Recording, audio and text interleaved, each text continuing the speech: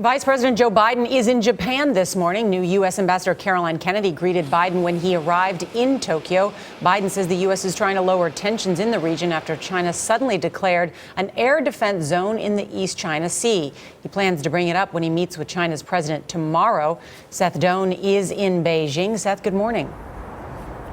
Good morning to you, Nora. The vice president traveled here to Asia to talk about trade and economic issues, but that conflict over the air defense zone will likely dominate his trip. Just a couple of hours ago, he reiterated U.S. support for its ally, Japan. The vice president continued his week-long tour in Asia today alongside Japan's prime minister. The photo op signals the early stages of a delicate balancing act for the U.S. amid international protest over China's newly declared air defense zone. Biden addressed the conflict this morning.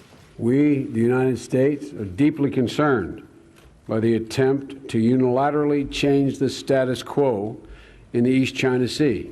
This action has raised regional tensions and increased the risk of accidents and miscalculation.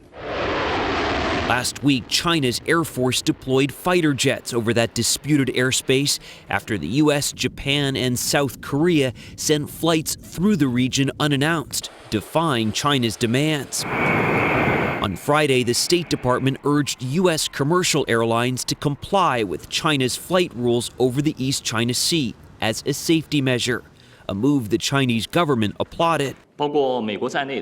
Notifying China when flying over this air defense zone shows that those airlines wish to coordinate and cooperate with China, this spokesman for the Chinese Foreign Ministry said.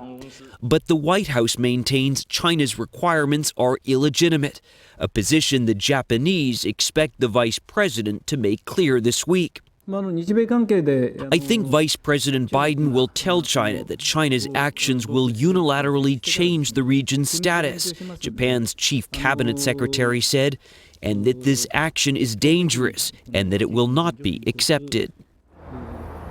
Now, the vice president travels on to China tomorrow, where we've already seen several editorials in a couple of government-affiliated newspapers that have said if he's seen as too cozy with the Japanese, he might have less success here in China. Charlie, Nora?